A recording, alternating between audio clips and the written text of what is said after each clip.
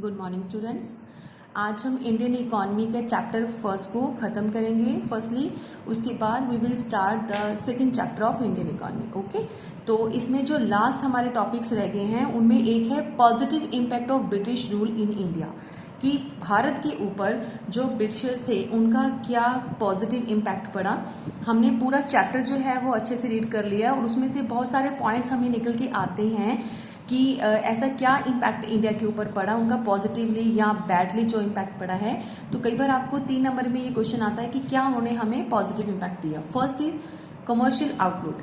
हमें पता है कि उस टाइम पीरियड के अंदर हमारे कमर्शियल आउटलुक इंडिया के अंदर नहीं था देखने में मिलता। फार्मर्स का ओपिनियन जो था वो सिर्फ सब्सिस्टेंस फार्मिंग करने का होता था, लेकिन वो कमर्शियल आउटलुक को मेंशन नहीं करते थे अपने माइंड के अंदर। ठीक है, तो धीरे धीरे उन्होंने क्या किया, क्रॉप्स को प्रोड्यूस करने लगे, कैश क्रॉप्स प्रोड्यूस की, और जिसकी वजह से उनको सरप्लस को मार्केट से रिसीव करते थे और उस मनी का इस्तेमाल करते थे। Right, new opportunities of employment. तो सेकेंडली हमें पता है कि यहाँ पे इंडिया के अंदर रेलवेज उन्होंने लॉन्च करी, रेलवे के साथ साथ रोड्स, पक्का सड़कें जो है वो स्टार्ट करी, जिससे बहुत सारे पर्सन्स को, बहुत सारे लोगों को वहाँ पे लेबर का काम मिला। ठीक है, तो एम्प्लॉयमेंट जो थी वो ऑटोमेटिकली क्रिएट हुई इकॉनमी के अंदर, सिर्फ रेलवेज या फिर रोड्स बनने की वजह से, इस तरह के इंफ्रास्ट्रक्चर की वजह से। राइट, तो कंट्रोल ऑफ फेमाइन। हमें पता है कि रोड्स जब हमने बनाई तो वो सीधा कहाँ जाती थी, हमारे विलेजेस तक उनको जो था वो सेटअप किया गया था। ठीक है, तो रोड पहले जहाँ पे विलेज तक अगर फेमाइन अर्थक्वेक्स आते थे तो उस टाइम उन जगहों के ऊपर खाना वगैरह या जो भी उनकी मेन नेसेसिटी थी उस वहाँ तक हम उनको पहचान नहीं पा रहे थे। लेकिन इस तरह से रोड का इंफ्रास्ट्रक्चर जब हमारी कंट्री में आया तो इस फेमाइन को थोड़ा बहुत हम कंट्रोल कर पाए। ठीक है, तो इसीलिए हम कहते हैं कि कंट्रोल ऑफ फेमाइन, कि वहाँ तक हम अपना जो था कंट्रीब्यूशन जो थी वो गवर्नमेंट दे सकी। नेक्स्ट आता है मॉनेटरी सिस्टम ऑफ एक्सचेंज।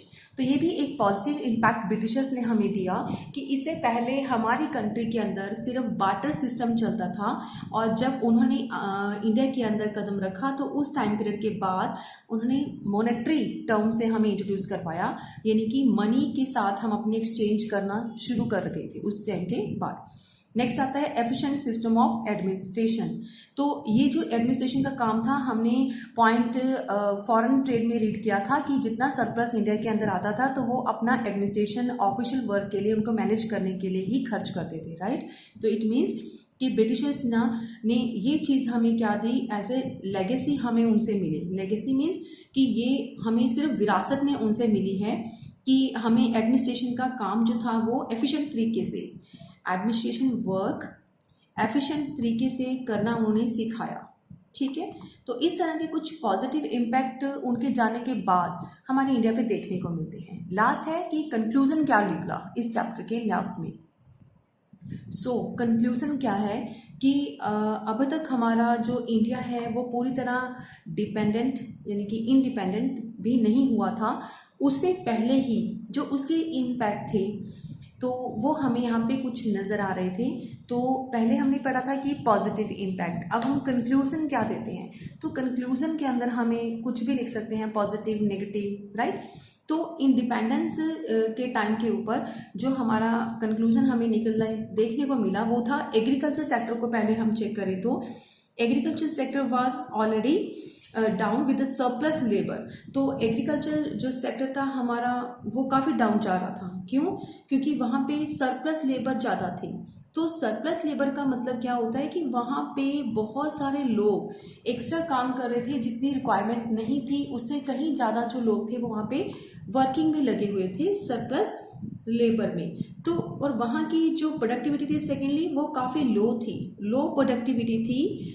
तो ये हमारा ऑब्जर्व किया हमने, कंक्लूजन हमने निकाला कि जो एग्रीकल्चर सेक्टर था वो काफ़ी बैकवर्ड था हमारा। ठीक है, इंडस्ट्रियल सेक्टर कैसा था उस टाइम पीरियड के अंदर, the industrial sector was trying for modernisation, diversification and the capacity building. जो हमारा इंडस्ट्रियल सेक्टर था वो भी बड़ा क्राइम मतलब तड़प रहा था, उसको भी इस सेक्टर को क्यूरियोसिटी थी कि मॉडर्नाइजेशन होने की, कि थोड़ा बहुत मॉडर्नाइजेशन होना चाहिए, बट वो ब्रिटिशर्स ने वहाँ पे होने नहीं दिया। डाइवर्सिफिकेशन का मतलब कि यहाँ पे जो हमारा इंडिया था वो अलग अलग तरह की इंडस्ट्रीज, अलग अलग तरह के प्रोडक्ट बनाने वाली इंडस्ट्री, डिफरेंट, ठीक है, अलग अलग प्रोडक्ट बनाने वाली जो इंडस्ट्री है उसको लॉन्च करना चाहता था। उसको बोलते हैं डिवर्सिफिकेशन, यानी कि डिफरेंट तरह के प्रोडक्ट बनाने वाली इंडस्ट्रीज इंडिया के अंदर होनी चाहिए। तो ये भी हमारे इंडस्ट्रियल सेक्टर की नीड थी। मॉडर्नाइजेशन होना चाहिए, ये भी उनकी नीड थी। और कैपेसिटी बिल्डिंग, यानी कि कुछ ना कुछ वो ऐसा प्रोड्यूस करें, कैपेसिटी बिल्डिंग, कि वो कैपिटल गुड्स बनाएं इंडिया के अंदर, कैपिटल इंडस्ट्रीज जो है वो सेटअप करें, राइट। तो ये सारा काम क्या था कि लास्ट में ये कंक्लूजन निकल के आता है कि ये सब पॉइंट्स हमें करने चाहिए थे, जबकि उनके ब्रिटिशर्स के होते ये पॉइंट पॉसिबल नहीं हो रहे थे। फॉरेन ट्रेड कैसा था अगर हम कंक्लूजन में बताएं तो it was oriented to feed the industrial revolution in Britain. तो सिर्फ इंडस्ट्रीज की ही बात करें तो इंडस्ट्री को डेवलप तो किया जा रहा था, इंडस्ट्रियल सेक्टर, बट कहाँ का इंडस्ट्रियल सेक्टर को ज़्यादातर हम आगे लेके जा रहे थे, सिर्फ ब्रिटेन की, ये आपको पता है, ठीक है। तो यानी कि इंडिया की जो मार्केट है उसको भी यूज़ किया जा रहा था। Indian market was used for Britishers goods, Britishers product या फाइनल गुड्स या गुड्स। तो हमें पता है कि इंडियन की मार्केट को भी उन्होंने एक्सप्लॉइट किया, और उनकी जो फॉरेन ट्रेड था तो वो कौन सा फॉरेन ट्रेड उनके लिए था बेटर, वो अपने ही ब्रिटेन इंडस्ट्रीज को आगे बढ़ा रही थी, ठीक है, टैरिफ पॉलिसी के चलते हुए। तो इंफ्रास्ट्रक्चर फैसिलिटी कैसी थी, इसमें हमें कोई डाउट नहीं है कि इंफ्रास्ट्रक्चर उन्होंने थोड़ा बहुत इंडिया को दिया। तो इसमें उन्होंने रेलवे स्टार्ट करी, रोड स्टार्ट करी, ठीक है, थोड़ा बहुत उन्होंने कम्युनिकेशंस का भी यहाँ पे इंफ्रास्ट्रक्चर हमें दिया। तो वो इंफ्रास्ट्रक्चर्स में हम लिख सकते हैं कि रेलवे उन्होंने लॉन्च करा इंडिया के अंदर, रोड्स बनाई, पक्का सड़कें बनाई, कम्युनिकेशंस उन्होंने स्टार्ट किया, कम्युनिकेशन। तो इस तरह के कुछ पोर्ट उन्होंने मतलब हमें बनाए जो कि बिल्कुल वाटर लेन्स उन्होंने स्टार्ट करी। ये ठीक है कि उन्होंने थोड़ा बहुत इंफ्रास्ट्रक्चर फैसिलिटी हमें दी, ठीक है। तो इस फैसिलिटी के साथ साथ यहाँ पे उसको एक्सपेंशन करने की ज़रूरत थी, यहाँ पे इंफ्रास्ट्रक्चर को एक्सपैंड करने की ज़रूरत थी। किसके लिए? यहाँ पे expand for the public orientation, public के लिए, लोगों के लिए उनको मेन ओरिएंटेशन रखना चाहिए था, मेन जो है फोकस रखना चाहिए था सिर्फ और सिर्फ पब्लिक को, जबकि वो चीज़ इन्होंने क्या की, टोटली अवॉइड की, ठीक है। और सेकेंडली क्या था, इंफ्रास्ट्रक्चर उनको चाहिए था ताकि गरीबी को थोड़ा बहुत ख़त्म किया जा सके, अनएम्प्लॉयमेंट को ख़त्म किया जा सके। तो ये कुछ ऐसे पॉइंट्स हैं कि कुछ पॉजिटिव इम्पैक्ट देने के बावजूद भी वो नेगेटिव रहे, क्योंकि इन चीज़ों के ऊपर ज़्यादा फर्क उनको नहीं देखने को मिला, ठीक है। थोड़ी बहुत एम्प्लॉयमेंट हमें पॉजिटिव इम्पैक्ट में हमें लिखा है कि एम्प्लॉयमेंट देखने को मिली, लेकिन वो बहुत एक लिटिल बिट पार्ट था हमारे इंडियन की इकोनॉमी के ऊपर जो इफेक्ट डाल रहा था। अदरवाइज ज़्यादातर क्या था, इसका नेगेटिव इम्पैक्ट डाल रहा था हमारी इकोनॉमी के ऊपर। तो ये कुछ पॉइंट्स हैं जो हमने आज डिस्कस किए हैं। ये है हमारी फर्स्ट चैप्टर का, Indian economy on the above of independence का कंक्लूजन लास्ट में, जो हमारे अगर आ जाए 3 नंबर में तो आपको कैसे एक्सप्लेन करना है, ठीक है। तो अभी हम करेंगे स्टार्ट नेक्स्ट चैप्टर। तो चैप्टर का नेम है इंडियन इकोनॉमी 1950 से लेके 1990 तक। आपकी एनसीईआरटी बुक के अकॉर्डिंगली ये आपके चैप्टर का नेम है। अगर आप टी.आर. जैन की बुक ओपन करते हो तो उसका नेम क्या है, 5 ईयर प्लान्स। तो चैप्टर है हमारा 5 ईयर प्लान इन इंडिया। तो हमारे एनसीईआरटी के अकॉर्डिंगली इस चैप्टर के अंदर हमारे 3 टॉपिक जो है वो खत्म होंगे, 3 चैप्टर खत्म होंगे। तो इसका नेम है इंडियन इकोनॉमी 50 से लेके 90 तक जो भी था, ठीक है। इसके अंदर आएगा 1990 तक, ओके। और उसके बाद है 5 ईयर प्लान जो है, तो 5 ईयर प्लान इन इंडिया। तो इसके अंदर हम पहले चैप्टर में सिर्फ 5 ईयर प्लान्स को रीड करेंगे। तो पहला है कि हमें पता है कि हमारा जो इंडिया है वो 15 अगस्त 1947 को क्या हुआ था, ये फ्री हुआ था, यानी कि फ्रीडम, जिसको हम क्या बोलते हैं, हमारा इंडिपेंडेंस डे, ठीक है। तो इस डेट को हम माइंड में रखते हैं, क्योंकि इससे पहले जो टाइम पीरियड था हमारा, तो वो क्या था, एक ब्रिटिश रूल के अंडर था हमारी इकोनॉमी, ब्रिटिश रूल के अंडर हमारी इकोनॉमी जो थी वो चल रही थी, राइट। तो कब हमारा इंडिपेंडेंट डे था, 15 अगस्त, हम उसको इंडिपेंडेंट डे के नाम से जानते हैं, 1947।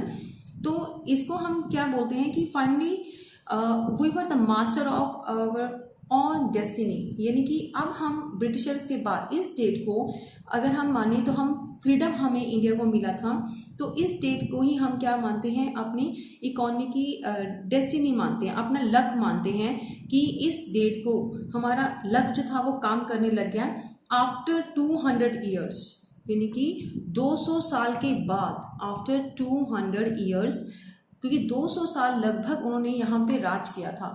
उसके बाद हम अपने लक को अपना चेंज करने लगे, अपना लक अब खुद बनाएंगे हम, ठीक है।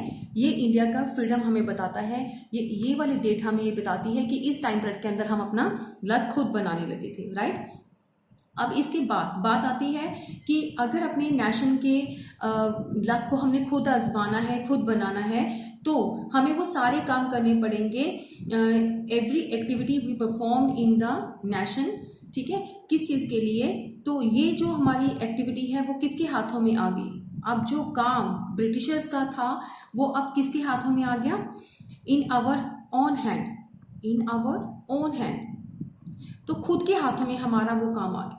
इट मीन्स कि खुद किसको बोला जाता है, जो हमारे इकोनॉमी के लीडर्स हैं, जो हमारे इकोनॉमी के लीडर्स हैं, तो उनके हाथों में ये काम आ गया कि इंडिपेंडेंस के बाद जो भी कुछ डिसाइड होगा, जो भी कुछ हमने करना है इकोनॉमी के अंदर डिसाइड करना है, तो वो किसने करना है, लीडर्स ने डिसाइड करना है, ठीक है। तो इसके लिए उनको क्या करना पड़ता है, एक इकोनॉमिक सिस्टम को अप्लाई करना पड़ेगा, क्योंकि हमें पता है कि अब इस डेट के बाद, फ्रीडम के बाद, जो पूरा डेस्टिनी है, जो लक है, वो हमें अपना खुद बनाना है।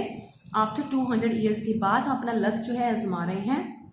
इसके लिए बहुत सारी एक्टिविटीज़ जो हमारे इंडिया के अंदर होती है वो किसके हाथों में आ गई है, अब हमारे हाथों में आ गई है, यानी कि हमारे लीडर्स, हमारे मिनिस्टर्स, हमारी जो गवर्नमेंट है उसके हाथों में आ गई है अब इंडिया की भागदौड़ जो भी है। तो अब उनको डिसाइड करना है, तो उसी डिसीजन को हम क्या कहेंगे, जो भी वो इंडिया की इकॉनमी के लिए, इंडिया को चलाने के लिए डिसीजन लेते हैं, नेशन को चलाने के लिए, वो क्या है, एक इकोनॉमिक सिस्टम है। अब हम थोड़ा सा ब्रीफली समझते हैं कि इकोनॉमिक सिस्टम का मतलब क्या है, ठीक है। तो इकोनॉमिक सिस्टम, उसके बाद हम आगे कंटिन्यू करेंगे, पहले हम इकोनॉमिक सिस्टम क्या है इसको लेके चलते हैं। इसको हम टाइप्स ऑफ इकोनॉमिक्स के रूप में भी कई बार देखते हैं। कई बार क्वेश्चन आ जाता है कि इकोनॉमिक्स की कितनी टाइप है या इकोनॉमिक सिस्टम क्या था, तो उस अकॉर्डिंगली हम इसको एक्सप्लेन करेंगे। जैसे कि हमने टॉपिक को एक्सप्लेन करना है, तो 3 क्वेश्चन हमेशा जो है वो माइंड में रखने हैं, जो कि हमारी सोसाइटी के अंदर अराइज होते हैं। Every society has to answer 3 question, तो हर एक सोसाइटी आंसर मांगती है इन 3 क्वेश्चंस का। Number 1, what goods and services should be produce. तो जब हम एक नई इकोनॉमी का पार्ट हो गए हैं, इंडिया फ्रीडम हो चुका है, फ्री हो चुका है, आज़ाद हो चुका है, तो उस टाइम अब इंडिया ने जो डिसाइड करने हैं, जो निर्णय लेने हैं, वो अपने हिसाब से लेने हैं। तो सबसे पहले बात आती है कि प्रोडक्शन की, तो what goods and services should be produce, क्या प्रोड्यूस करना है। Secondly, which techniques we use to produce the goods, तो अपने प्रोडक्शन के लिए कौन सी टेक्निक्स जो है वो इस्तेमाल करनी चाहिए। तो कैसी टेक्निक्स हमें इस्तेमाल करनी चाहिए, या तो वो लेबर को ध्यान में रखे होगी, ह्यूमन लेबर, या तो सिर्फ हमने ह्यूमन लेबर को अपॉइंट करना है और प्रोडक्शन करनी है, राइट। या फिर हमने कैपिटल को लगाना है, कैपिटल इंटेंसिव, या फिर हमने कैपिटल इंटेंसिव टेक्निक अडॉप्ट करनी है। कैपिटल मतलब पैसा, पैसा अगर अपने पास है तो पैसा लगा के हमने क्या करना है, प्रोडक्शन करनी है। इन दोनों में से कौन सी टेक्निक जो हमें यूज करना है, ये भी क्वेश्चन हमारी सोसाइटी हमसे करती है। तीसरा, how should the goods and services be distributed among people, तो जो प्रोडक्शन हुई है वो गुड्स और सर्विसेज कैसे डिस्ट्रीब्यूट की जाएगी लोगों के अंदर। अब ये 3 क्वेश्चन का आंसर कौन देगा, हमारा इकोनॉमिक सिस्टम देगा। कौन देगा, ये टाइप्स ऑफ इकोनॉमी देगी, क्योंकि इन्हीं सब का हम आंसर ढूंढेंगे उसी टाइप्स के अंदर। तो पहला टाइप क्या है हमारा, मार्केट इकोनॉमी जिसको बोलते हैं, ठीक है। तो आंसर हमें कहाँ मिलेगा कि सबसे पहले मार्केट फोर्सेस के अंदर हमें इसका जवाब मिलेगा। अब ये मार्केट फोर्स क्या होते हैं, मार्केट, जब हम मार्केट की बात करते हैं तो सीधा हमारे माइंड में स्ट्राइक करता है डिमांड और साथ में सप्लाई। तो जहाँ पे सप्लाई और डिमांड आपस में फोर्स में आते हैं, उनके दबाव से कभी डिमांड बढ़ जाती है, कभी सप्लाई बढ़ती है, कभी डिमांड कम होती है, कभी सप्लाई कम होती है। तो इस तरह का दबाव, इस तरह का फोर्स मार्केट को हमेशा फेस करना पड़ता है। ठीक है, तो हमारे इन तीनों का आंसर जो है वो किसके ऊपर डिपेंड है? It is depend on the market forces and the part of market forces is demand and supply. तो अब हम चलते हैं मार्केट इकोनॉमी। तो अब इन चीजों का आंसर कैसे मिलेगा? एक होती है हमारी कैपिटलिस्ट इकोनॉमी। कैपिटलिस्ट इकोनॉमी का सेकेंड नेम होता है मार्केट इकोनॉमी। आपको माइंड में रखना है कि कैपिटलिस्ट का मतलब क्या है और मार्केट इकोनॉमी का मतलब क्या है। दोनों का मतलब एक ही है। कैसे? तो बेटे एक बार आपको पहले भी इस टॉपिक को रीड कर चुके हो +1 के अंदर कि कैपिटलिस्ट इकोनॉमी क्या होती है। एक ऐसी इकोनॉमी जिसको हम फ्री मार्केट बोलते हैं और वहां पे सिर्फ प्राइवेट पर्सन जो है इन्वॉल्व होते हैं और प्रोडक्शन करते हैं, राइट। तो इट मीन्स कि एक इंडिविजुअल जो है उसके हाथों में होता है हर चीज का डिसीजन लेना। Individuals are free to take economic decision. किस तरह का डिसीजन कि हमने क्या बनाना है, किस तरह का बनाना है, राइट। तो वो कैपिटलिस्ट इकोनॉमी होते हैं। तो इसमें पढ़ते हैं हम, in it only those consumer goods will be produce that are demand. तो यहाँ पे हमें सिर्फ वही चीजें प्रोड्यूस करनी है। कैपिटलिस्टिक इकोनॉमी में कौन होते हैं? Private persons. तो प्राइवेट जो एंटरप्रेन्योर्स होते हैं वो क्या करते हैं? सिर्फ उन चीजों को ही बनाते हैं जो डिमांड में होते हैं, बाकी वो चीजें इग्नोर करते हैं क्योंकि उनको क्या करना होता है? अपने प्रॉफिट को मैक्सिमाइज करना होता है बेसिकली। तो कैपिटलिस्टिक इकोनॉमी वो इकोनॉमी है जिसमें क्या होता है? इंडिविजुअल पर्सन्स होते हैं। ठीक है, इट मीन्स कि in which means of production, in which means of production, जो भी हमारे रिसोर्सेज हैं, मीन्स मतलब resources, are owned by the individuals. तो वो इंडिविजुअल के हाथों में होते हैं, राइट। कोई भी इंडिविजुअल पर्सन जो कि पैसा लगा सकता है इकोनॉमी में, प्राइवेट एंटरप्रेन्योर जिसको हम बोलते हैं। तो इस इकोनॉमी के अंदर कौन होते हैं? इंडिविजुअल पर्सन होते हैं जो पैसा लगाते हैं और वो क्या चीजें प्रोड्यूस करते हैं? जो कि डिमांड में होती है, राइट। तो अब डिमांड में अगर हम बात करें कि जैसे कि एक एग्जाम्पल लेते हैं कि अगर इकोनॉमी के अंदर कार का ज्यादा वो है, डिमांड है, उनका फैशन ज्यादा है, लोग कार को ज्यादा प्रेफर करते हैं, तो जितनी जिस चीज की भी वैरायटी की डिमांड होगी वही चीज इकोनॉमी में प्रोड्यूस की जाएगी। ठीक है, जैसे कि कार की है वैरायटी, तो वैरायटी के ऊपर डिपेंड है। जैसे कि कार की कोई भी ऐसी वैरायटी जो कि पॉपुलर है ज्यादा मार्केट के अंदर, तो if cars are in demand तो cars will be produce. If the bicycle in demand तो bicycle is produce in the economy. ठीक है, तो अब सेकंड पॉइंट आता है, ये हमारे फर्स्ट क्वेश्चन का आंसर हमें ऑटोमेटिकली मिल गया कि पहला क्वेश्चन जो सोसाइटी में राइज होता है वो क्या है? What goods and services should be produce. तो कौन सी गुड्स एंड सर्विसेज बनाई जाएंगी? जो कि डिमांड के अंदर होंगी। ठीक है, और साथ ही साथ जो कि प्रॉफिट मैक्सिमाइजेशन के हिसाब से भी सही होंगी। प्रॉफिट मैक्सिमाइजेशन एक प्रोड्यूसर का प्रॉफिट को भी मैक्सिमाइज करती हो। ठीक है, तो ऐसी गुड्स ही प्रोड्यूस की जाएगी। सेकंड क्वेश्चन क्या राइज होता है कि कौन सी टेक्निक हमें यूज करनी है, तो उसके अकॉर्डिंगली हम क्या लेते हैं? या तो लेबर इंटेंसिव हो सकती है या कैपिटल इंटेंसिव। तो यहाँ पे पॉइंट आता है कि अगर लेबर हमारी चीपर है, इफ लेबर, अगर हमें लगता है हम प्रोडक्शन जो कर रहे हैं उसके लिए लेबर हमें बड़े आराम से मिल जाती है और चीप रेट के ऊपर हमें प्रोवाइड हो जाती है, इफ लेबर इज चीपर, तो डेफिनेटली क्या किया जाएगा? सिर्फ लेबर इंटेंसिव को ही चूज किया जाएगा। ठीक है, लेबर इंटेंसिव टेक्निक। अदरवाइज अगर हमें लगता है कि प्रोडक्शन में कॉस्ट ज्यादा बढ़ जाती है तो हम क्या लेते हैं? उसके ऑपोजिट, फिर हम किसको चूज करेंगे? कैपिटल को। फिर कैपिटल का यूज करके क्या किया जाएगा? प्रोडक्शन किया जाएगा। सिंपल। तो ये दोनों में से भी अब किसका फायदा दिख रहा है? प्रोड्यूसर्स का, यानी कि इंडिविजुअल पर्सन जिसके पास मीन्स ऑफ प्रोडक्शन है, जिसने डिमांड को देखते हुए प्रोडक्शन करना है, तब भी उसने सेकेंडली अपना ही फायदा सोचा है। अगर लेबर चीप रेट में मिलती है तो वो उसको अपना मेन टेक्निक में चूज करेगा, अदरवाइज फिर कैपिटल लगा के प्रोडक्शन करेगा। ठीक है, तो तीसरा पॉइंट क्या था कि डिस्ट्रीब्यूशन करना। How should the goods and services be distributed among the people. तो यहाँ पे हम बात कर रहे थे डिस्ट्रीब्यूशन की। तो कैपिटलिस्ट इकोनॉमी यानी कि इस सोसाइटी के अंदर क्या होता है?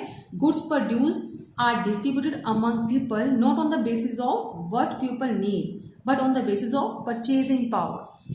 तो यहाँ पे जो गुड्स की डिस्ट्रीब्यूशन किया जाता है, डिस्ट्रीब्यूशन, तो हम इस तरीके से नहीं गुड्स को प्रोड्यूस करके बेचते या हम उनको डिस्ट्रीब्यूट करते हैं कि लोगों की नीड है, पीपल की नीड को क्या किया जाता है, टोटली अवॉइड किया जाता है। उनकी ज़रूरत के हिसाब से नहीं हम बांटेंगे, व्हाट पीपल नीड, कि लोगों की ज़रूरत क्या है, बट हम क्या देखेंगे यहाँ पे, सिर्फ इस तरीके से हम डिस्ट्रीब्यूट करते हैं पीपल के अंदर कि उनकी on the basis of purchasing power, on the basis of purchasing power. अब आप सोचोगे कि मैम अभी तो आपने बताया था कि जो चीज़ डिमांड में है, लोगों की ज़रूरत है, उसके अकॉर्डिंगली ही तो हो प्रोडक्शन करेंगे, ऐसा ही तो हमने बोला था। यस एग्जैक्टली मैंने ऐसा ही बोला था, बट दोनों में फ़र्क है, इस चीज़ को पॉइंट को समझो। डिस्ट्रीब्यूशन होता है चीज़ें बनाना और डिवाइड बेचना, ठीक है। तो पीपल नीड, अब तो यहाँ पे गरीब लोग भी हैं, पुअर लोग भी हैं, लेकिन उनकी जो पॉकेट है उनको चीज़ को परचेज करने के लिए, बाय करने के लिए अलाउ नहीं करती, ठीक है। तो उन लोगों की नीड तो है चीज़ खरीदना, लेकिन उनकी पॉकेट अलाउ नहीं करती, राइट। तो ऐसे लोगों के लिए प्रोड्यूसर जो है वो प्लान नहीं करता प्रोडक्शन करने के लिए। So that's why I am saying that कि डिस्ट्रीब्यूशन क्या है, यहाँ पे हमारी सोसाइटी के अंदर, कैपिटलिस्टिक इकोनॉमी के अंदर पीपल के नीड के अकॉर्डिंगली यह प्रोडक्शन या डिस्ट्रीब्यूशन नहीं किया जाता, सिर्फ परचेजिंग पावर को देखा जाता है। परचेजिंग पावर क्या होता है, रिच पर्सन के पास जितना पैसा है, जो पैसा लगा सकता है, वो कौन सी गुड्स खरीदना पसंद करते हैं, तो उन लोगों के लिए ही यहाँ पे डिमांड के तौर पे प्रोडक्शन के तौर पे प्रोड्यूस की जाती हैं गुड्स और उनकी डिस्ट्रीब्यूशन की जाती है। अब आपको इस टॉपिक को इस तरीके से ही एक्सप्लेन करना है कि कैपिटलिस्टिक होता क्या है, और अगर 3 क्वेश्चन का आंसर हमें देना हो तो इस इकोनॉमी के अंदर हम उसको कैसे एक्सप्लेन करते हैं। सेकेंड हमारी इकोनॉमी आती है सोशलिस्टिक इकोनॉमी। सोशलिस्टिक इकोनॉमी पे जाने से पहले हम इस पूरे टॉपिक का फीचर्स अगर जान लें कि मेन फीचर्स जो हैं इसके क्या क्या हैं। अगर हमारी क्वेश्चन आ जाए 2 नंबर में कि मेन फीचर्स क्या हैं एक कैपिटलिस्टिक इकोनॉमी के, तो वो क्या है। तो फर्स्ट फीचर हम ये कह सकते हैं, पूरा हमने टॉपिक रीड किया उसके अकॉर्डिंगली, कि जो मेन ऑनरशिप है वो किसकी होती है, प्राइवेट प्रोड्यूसर की, ठीक है। मेन ऑनरशिप प्राइवेट प्रोड्यूसर होता है, ठीक है। और सेकंड क्या, अगर हम बात करें तो मीन्स ऑफ प्रोडक्शन को, यानी कि रिसोर्सिस को वो किस तरीके से इस्तेमाल करता है, टू मैक्सिमाइज द प्रॉफिट, तो ये भी इसका एक फीचर है। तीसरा अगर हम बात करें तो गवर्नमेंट का इसमें रोल नहीं होता, सिर्फ गवर्नमेंट का रोल जो होता है वो लिमिटेड होता है, किस चीज़ के लिए, to maintenance the law and order. सिर्फ जहाँ पे लॉ एंड ऑर्डर की बात आती है तो उसको ध्यान में रख के ही प्रोडक्शन करनी होती है, इसके अलावा अदरवाइज प्रोडक्शन के लिए गवर्नमेंट का रोल नहीं होता। तो ये इसके कुछ खास फीचर्स हैं जो आपको थोड़ा सा माइंड में रखनी है। सेकेंड आता है अब सोशलिस्टिक इकोनॉमी। तो इस इकोनॉमी में क्या चीज़ होती है, a socialist economy is the one in which there is social ownership of the means of production. जैसे कि कैपिटलिस्ट के अंदर प्राइवेट सेक्टर का ही रोल होता है, यहाँ पे सोशल ऑनरशिप होती है, यानी कि गवर्नमेंट की ऑनरशिप ही होती है हर चीज़ के ऊपर, government ownership of the means of production. तो जैसे कि हमने 3 क्वेश्चंस वहाँ पे लिए थे, तो 3 क्वेश्चन अगर सोसाइटी में अराइज होते हैं तो इस सोसाइटी के अंदर, सोशलिस्ट इकोनॉमी के अंदर, उसका हम आंसर कैसे करते हैं। तो यहाँ पे गवर्नमेंट ही जो है प्रोडक्शन का के बारे में सोचती है। In the socialist economy the government decide what goods are to be produced, ठीक है। गवर्नमेंट ही डिसाइड करती है कि what goods are to be produced, right. तो उसने किस चीज़ को माइंड में रखना है, उन्होंने लोगों की डिज़ायर्स को माइंड में नहीं रखना है, उन्होंने देखना है कि मार्केट के अंदर गुड लोगों के लिए कौन सी अच्छी है।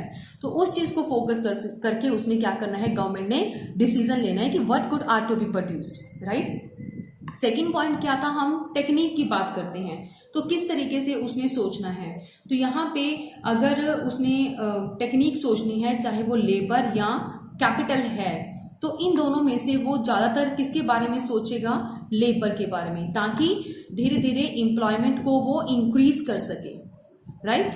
तो पहला उसका मोटिव रहेगा लेबर इंटेंसिव टेक्निक के थ्रू प्रोडक्शन करवाना, फिर अदरवाइज कैपिटल टेक्निक के थ्रू, ठीक है।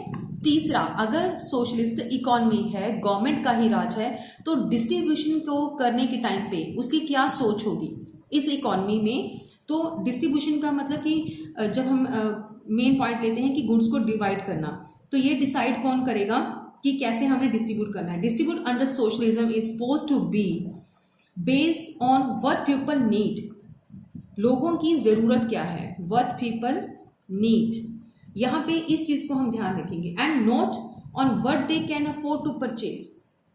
हमने ये नहीं देखना कि व्हाट दे कैन अफोर्ड, वो क्या क्या अफोर्ड कर सकते हैं, क्या उनके पास परचेजिंग पावर है, ज्यादा है, तो हमने यहाँ पे उनकी परचेजिंग पावर को नहीं देखना, ठीक है, कि उनके पास खरीदने के लिए अगर पैसा ज्यादा है, जिस चीज को वो खरीदना चाहते हैं तो वही चीज यहाँ पे बना के डिस्ट्रीब्यूट की जाए, नहीं, उन्होंने क्या बनाना है कि व्हाट पीपल नीड, लोगों की जरूरत क्या है, उसकी अकॉर्डिंगली चीज बना के उनको डिस्ट्रीब्यूट करना है। तो ये सोशलिस्टिक इकोनॉमी के अंदर इस तरीके से जो थे वो 3 क्वेश्चंस का हम आंसर दे सकते हैं, ठीक है। तो नेक्स्ट आता है हमारी मिक्स्ड इकोनॉमी। अब इंडिया जो है वो किस इकोनॉमी का पार्ट है, तो मिक्स्ड इकोनॉमी जाने से पहले एक बार फिर से हम इस के फीचर्स को नजर मारें कि इनके फीचर्स अगर हमें आ जाएं तो वो किस तरह से हम इसके लिख सकते हैं फीचर्स में।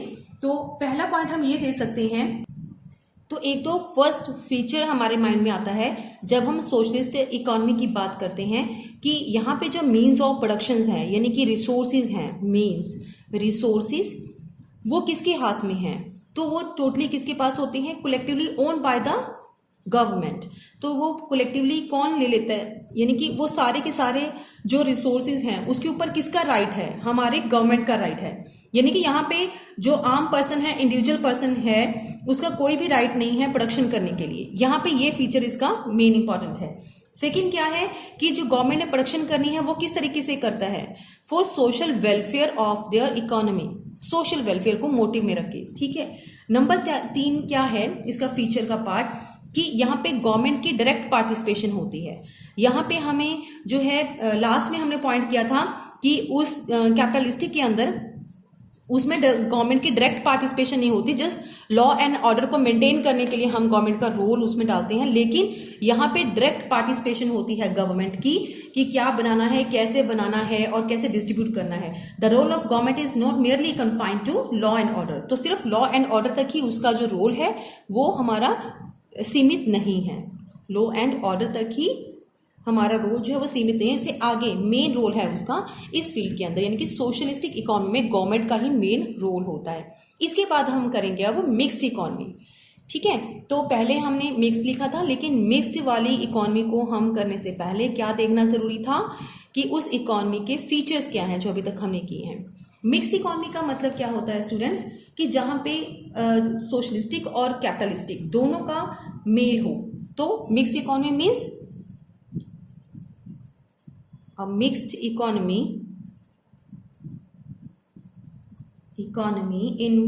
is one in which there is a private और साथ में as well as public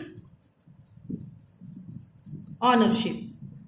तो यहाँ पे दोनों का ही रोल होता है। पब्लिक ऑनरशिप, किस चीज के ऊपर ऑनरशिप, ऑफ द रिसोर्सेज, यानी कि मीन्स ऑफ प्रोडक्शन। जितने भी रिसोर्सेज हमने इकोनॉमी में इस्तेमाल करने हैं उसके ऊपर प्राइवेट का भी रोल है और साथ में हमारी गवर्नमेंट का भी रोल है, राइट। तो इनमें अगर हम 3 क्वेश्चन के सवाल का आंसर देंगे, 3 आंसर्स देंगे क्वेश्चंस का, तो वो आंसर क्या होगा कि यहाँ पे अगर बोथ का रोल है तो government and the market together give the answer of these 3 questions कि what to produce, how to produce and for whom to produce, या फिर how to distribute।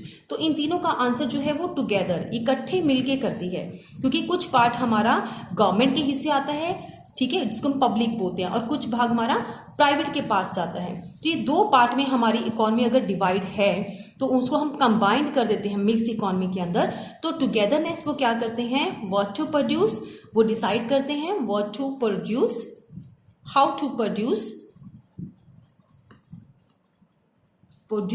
and how to distribute,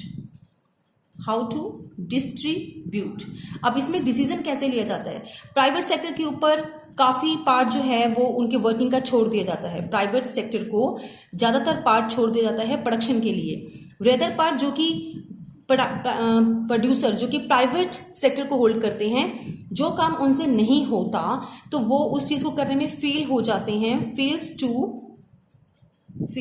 to do that work. तो उसको कौन hold कर लेता है? उसको होल्ड करती है हमारी गवर्नमेंट। ठीक है, जैसे रेलवे डिपार्टमेंट है तो रेलवे डिपार्टमेंट का जो मेन रोल है उस पर गवर्नमेंट का ही है। कम्युनिकेशन पे जैसे अब हम बात करें तो अब तो काफ़ी प्रोसेस जो है वो आगे एडवांस हो चुका है। पहले कम्युनिकेशन के ऊपर भी मेन फोकस जो था वो गवर्नमेंट का ही था। ठीक है, तो कुछ सेक्टर ऐसे हैं जो आज की डेट में भी गवर्नमेंट ही चलाती है और कुछ पार्ट जो है वो प्राइवेट सेक्टर के पास ही रहता है। तो इस सेक्टर से अगर हम फीचर्स की बात करें कि फीचर क्या है, मेन पॉइंट अगर हम लेके चलें कि खाली फीचर्स अगर क्वेश्चन में आ जाए तो क्या है, तो means of production first point है, मीन्स यानी कि रिसोर्सेज। मीन्स ऑफ प्रोडक्शन किसके पास रहता है रजय? वो दोनों ही पॉइंट हम यहां पे लिखेंगे, own by the government as well as private, own by government as well as private entrepreneur, right. तो इसके बाद सेकेंड अगर हम बात करें तो जो प्राइवेट सेक्टर है जब वो प्रोडक्शन करते हैं तो in the private sector production decisions are governed by the principle of profit maximisation. ये हमें पता है कि अगर प्राइवेट प्रोड्यूसर होगा तो वो सिर्फ यही सोचेगा कि मुझे प्रॉफिट को मैक्सिमाइज करना है, प्रॉफिट कमाना है, राइट। लेकिन अगर गवर्नमेंट प्रोडक्शन के बारे में सोचेगी तो वो क्या कहेगी? सिर्फ सोशल वेलफेयर करना है। क्लियर? क्योंकि दोनों इकोनॉमी का बीच में फीचर्स हमें यहाँ पर देखने को मिलेंगे। ठीक है, इसके अलावा क्या हो सकता है? Both private and public sector play a significant role in the process of production. तो दोनों ही मिलके क्या करते हैं? प्रोडक्शन करते हैं, राइट। तो ये इसके फीचर्स थे। तो इसके साथ हमारा सोशलिस्टिक वाला, कैपिटलिस्टिक और मिक्स इकोनॉमी का टॉपिक जो है वो खत्म हुआ है। नेक्स्ट में बात कर रहे हैं, so there are different types of economic system, जो भी अभी हमने रीड किया, एंड अमंग दैम अब यहाँ पे जो सोशलिस्टिक या कैपिटलिस्टिक की बात कर रहे हैं वहाँ से इंडिया को मिक्स्ड इकोनॉमी का ख्याल कैसे आया वो पॉइंट हम थोड़ा सा देखेंगे। मैनी ऑफ देम, जितने भी हमने पॉइंट्स किए हैं, socialism appeal to Jawaharlal Nehru the most. तो सबसे ज़्यादा अट्रैक्ट क्या लगा जवाहरलाल नेहरू को? उनको जो सोशलिज्म अपील थी वो ज़्यादा पसंद आई। ठीक है, सोवियत यूनियन की अगर हम बात करें, but Nehru ji dislike the socialism of Soviet Union. उनको सोवियत यूनियन का जो सिस्टम था वो पसंद नहीं आया, सोशलिज्म था उनका system. All the factories, all the firms, reason क्या था वो बता रही हूँ। जितने भी फैक्ट्रीज थे सोवियत यूनियन के, जितने भी फार्म्स थे और जितने भी means of production they were own by the government of Soviet Union. वो सोवियत यूनियन ने अपने अंडर कर लिए थे। इट मीन्स कि वहां पे कुछ भी प्राइवेट सिस्टम नहीं था। तो there was no private property, किसी के पास भी कोई प्राइवेट प्रॉपर्टी नहीं थी। तो ये एक पॉइंट था जिसकी वजह से उनको ये सोशलिज्म सिस्टम जो था वहाँ पे पसंद नहीं था। इंडिया जैसा जहाँ पे डेमोक्रेसी है, तो इस तरह की डेमोक्रेटिक कंट्री के लिए तो नेहरू जी को ये सिस्टम जो था वो पसंद नहीं आया। ठीक है, सोवियत यूनियन का। तो पर इसके बावजूद भी हमने सोशलिज्म का साथ लिया है। क्यों? नेहरू एंड अदर लीडर्स या फिर और थिंकर्स जो उस टाइम सोच रहे थे कुछ नया अपने इंडिपेंडेंस के बाद, जो भी इकोनॉमी में कुछ सिस्टम को चलाने के लिए, उन्होंने क्या किया? फाइनली डिसाइड किया, सोट एन ऑल्टरनेटिव। तो उन्होंने एक ऑल्टरनेटिव ढूंढा to the extreme version of capitalism and socialism, कि हम कैपिटलिज्म एंड सोशलिज्म का बीच का वर्जन ढूंढते हैं, तो जहां पे दोनों इकोनॉमी का साथ हो। ठीक है, कैसे वर्जन ढूंढा? कि यहाँ पे जो सोशलिज्म के जितने भी प्लस पॉइंट थे, यानी कि हम कहें कि बेस्ट फीचर्स थे, वो तो उन्होंने सोशलिज्म से उठा लिए, राइट। तो सोशलिज्म से बेस्ट फीचर उठाए, सोशलिज्म विदाउट इट्स ड्रॉबैक, तो उसके ड्रॉबैक्स को छोड़ दिया। तो इसके हिसाब से कि India would be A socialist economy, तो हमें पता है कि ये सोशलिस्ट तो बन ही गया, क्योंकि हमने अगर उसके फीचर्स उठा लिए तो ये सोशलिस्टिक इकोनॉमी तो हमारी बन ही गया। बट उसके साथ he also with the private property and democracy country, तो ये साथ में प्राइवेट जो हमारे था, प्राइवेट प्रॉपर्टीज भी इन्होंने अपॉइंट कर दी। कुछ लोगों को प्राइवेट जो था वो फ्रीडम दे दी कि वो अपनी प्रोडक्शन जो है वो करेंगे। ठीक है, सोशलिस्टिक के साथ साथ प्राइवेट को भी इन्होंने फोकस किया। तो कैपिटलिस्टिक भी बन गई। तो इस तरीके से हमारी जो कंट्री है वो मिक्स्ड इकोनॉमी कहलाती है। अगर आपको ये क्वेश्चन आ जाए 3 नंबर में, तो आपको ये एक्सप्लेन करना पड़ेगा कि सोवियत यूनियन को मेन पॉइंट काउंट करके कि जवाहरलाल नेहरू को उन जगह की जो इकोनॉमी थी सोशलिस्टिक वो पसंद नहीं थी, रीज़न भी बताना पड़ेगा और साथ में उसका कंक्लूजन क्या निकाला तो वो भी आपको बताना पड़ेगा। इस तरह से मिक्स्ड इकोनॉमी जो है वो क्रिएट हुई, राइट। आगे आता है लास्ट पॉइंट जो मैं बताने वाली हूँ। इन सब के सिस्टम के बाद 1950 में the planning commission was setup. अब एट लास्ट में क्या हुआ, प्लानिंग कमीशन को लॉन्च कर दिया गया 1950 में with the prime minister as its chairperson. तो प्राइम मिनिस्टर उस टाइम चेयरपर्सन थे इस प्लानिंग कमीशन के, जिसका नाम था पीसी महालनोबिस, ठीक है। तो अब यहाँ पे क्या हो गया, 5 ईयर प्लान हैड बिगन। अब यहाँ पे 5 ईयर प्लान जो थे वो स्टार्ट हो चुके थे। बट एक खास चीज़ आपको नोट करने वाली यहाँ पे ये है कि जो प्लानिंग कमीशन हम बात कर रहे हैं नाउ बीन एबोलिश्ड, वो खत्म हो चुके हैं, ठीक है। और ये 2015 में खत्म हो गया। In Jan 2015 it has been replaced by NITI Aayog, तो वो नीति आयोग में चेंज हो गया। बेटे ये सारे पॉइंट्स हम इसलिए डिस्कस कर रहे हैं क्योंकि ये एनसीईआरटी की बुक में आपके पॉइंट्स हैं। तो हमारा जो नॉर्मली पेपर सेट होता है वो एनसीईआरटी की बुक में से ही सेट होता है, इंडियन इकोनॉमी का खास करके। तो इसीलिए हम वहाँ पे कोई भी पॉइंट जो है वो छोड़ नहीं सकते, इसलिए ब्रीफली मैं यहाँ पे एक एक पॉइंट को यहाँ पे डिस्कस कर रही हूँ आपके सामने। आई होप आपको क्लियर हो गया होगा। तो आप इसको एक बार रिवाइज करना, चाहे किसी भी बुक में से रिवाइज करना। तो नेक्स्ट में हम अगला टॉपिक करेंगे इसका। Okay students.